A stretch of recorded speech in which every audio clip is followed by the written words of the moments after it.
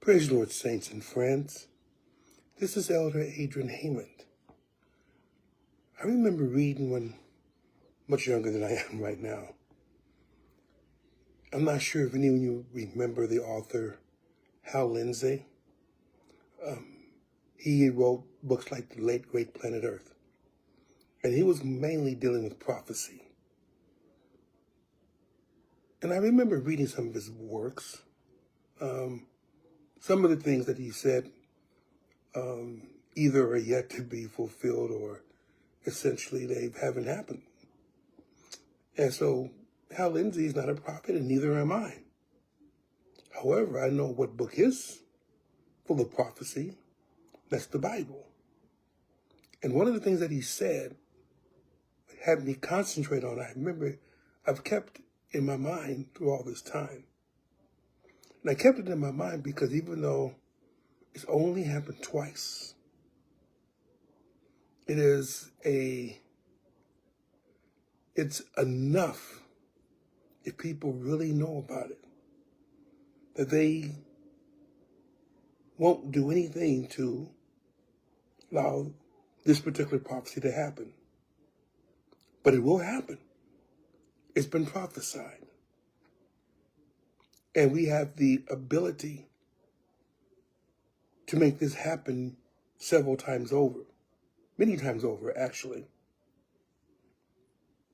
The question is, when will it happen? And that is essentially this. The use of nuclear weapons, either strategically or otherwise, in a war.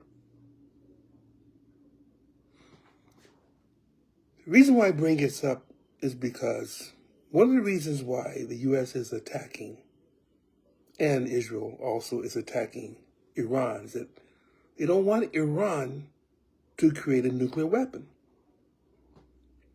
They had thought decades ago that Iraq was going to make a nuclear weapon. And of course, you see what's happened to them. That's essentially Saddam Hussein has been at, in any stretch of the imagination, he's been unalived. And I don't mean that to laugh, but essentially the idea that he thought he was going to make of himself a carving empire himself didn't come to pass. But now we feel the same thing about Iran. There have been different ways of dealing with Iran to preclude them from creating such a weapon. The reason why, and it's funny because U.S. has thousands of these things pointing all over the world. So does Russia, and I believe also so does China. So we have the ability to create things that can actually wipe out our very existence. But I want to concentrate really on this one scripture. And I don't have the Bible in front of me, but I know this has been in Zechariah. And it talks about, I believe it's the last chapter of Zechariah. And it deals with the miraculous salvation of the state of Israel by God himself. But then he leaves a particularly horrifying, God does, through Zechariah, of those who essentially go against God, who oppose him, who oppose his people in that particular battle, which I believe would be akin to the Battle of Armageddon. And that is this. He said, this is the plague which will be inflicted on those who fight against Israel. He said their eyes will dissolve away in their sockets, and their tongues will dissolve away in their mouths, and their skin will dissolve away from their bones. And the whole idea of this is to show that God means business. But if you really think of those words that I just said, we have actually had experience in people suffering from that. And that was in the 2 times which the atomic bomb was dropped upon cities, Hiroshima and Nagasaki. People are still suffering from the effects of the radiation that they were exposed to, and the blast itself that killed hundreds of thousands of people in a matter of minutes, seconds even. But those who were exposed to the heat generated by those bombs experienced such a thing that their tongues melted as they opened their eye, or they opened their mouth to scream. Their eyes melted as they tried to close them in the blinding flash of light. Their skin melted. Some of them, their clothes melted to their skin. Their skin melted. That's a horrific way to pass away. And that, to me, is one of the main reasons why we should, if we could, get rid of these types of weapons. But I know it's not going to happen. People keep them for many reasons. For North Korea, they keep them as insurance against a major power going after them. The U.S. keeps them to make sure that Russia and China don't attack them, don't attack the United States, and vice versa for Russia and for China. India and Pakistan have weapons that they are facing off against each other. Great Britain and France have nuclear weapons because they didn't want to feel like they were left out. Israel, even though they keep it very secret, it's almost a very ill-kept secret, because almost everybody knows, Israel has nuclear weapons, which, again, is one of the main reasons why they're feared in the Middle East. They're attacked, but because of their advanced weaponry, they're feared.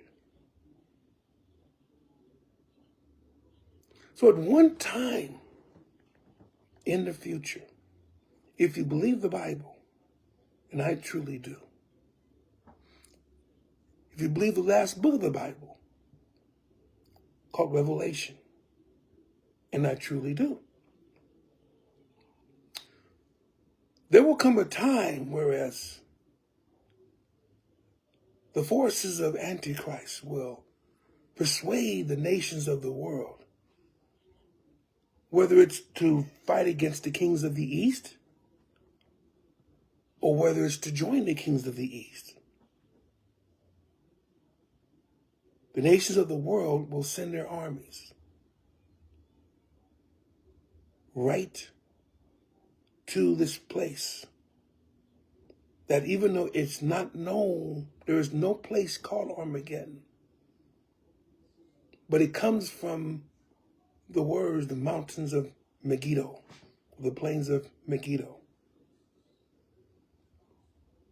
And it's a place where, from what I have read,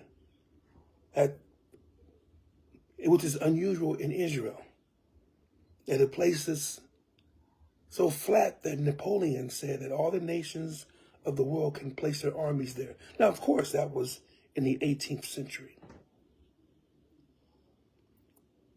Well, yeah, 18th, 19th century. So that was essentially some time ago, and armies have been built up since then.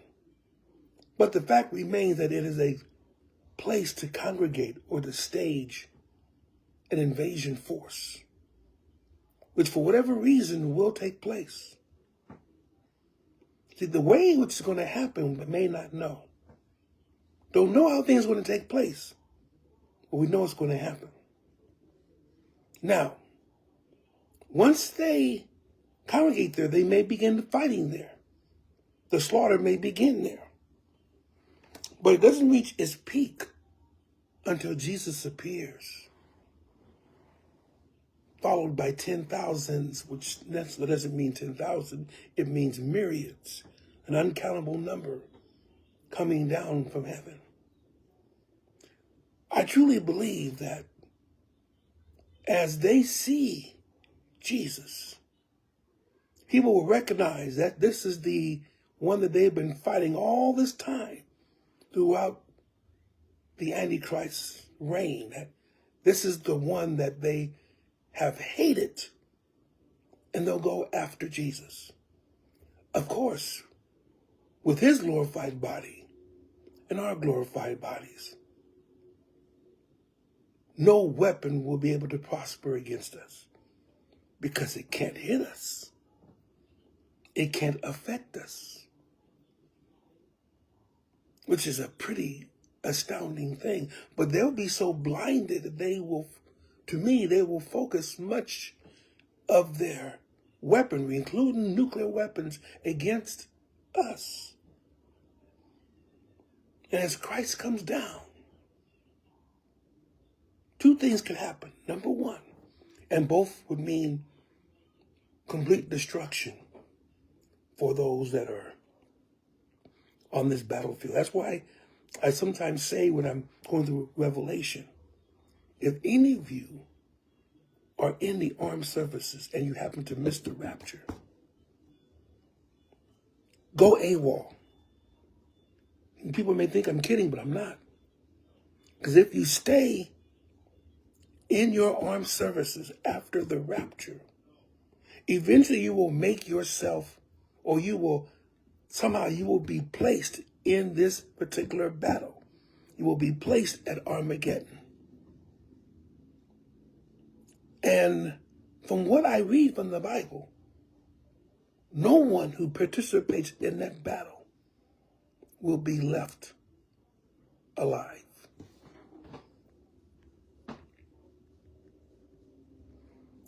But essentially the idea is this. I don't say this lightly because I don't want to scare people.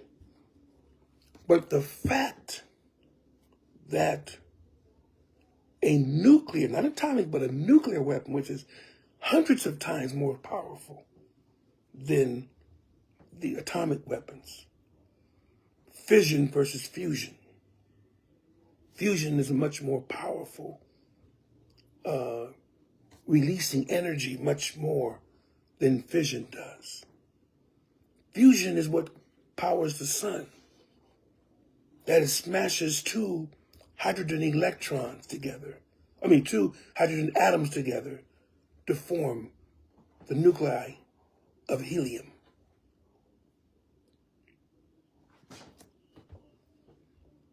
It takes tremendous force to do this. And this force is released at once. People have said it, or it's been measured in careful experiments. I'm not sure how they do this without destroying their labs, but they're able to do this. The temperature in the middle of such an explosion can reach upwards of 15 million degrees. Million, not thousand, not 1,500. 15 million degrees. At that particular point, everything is stripped. But it may be at that particular point, there's no one there.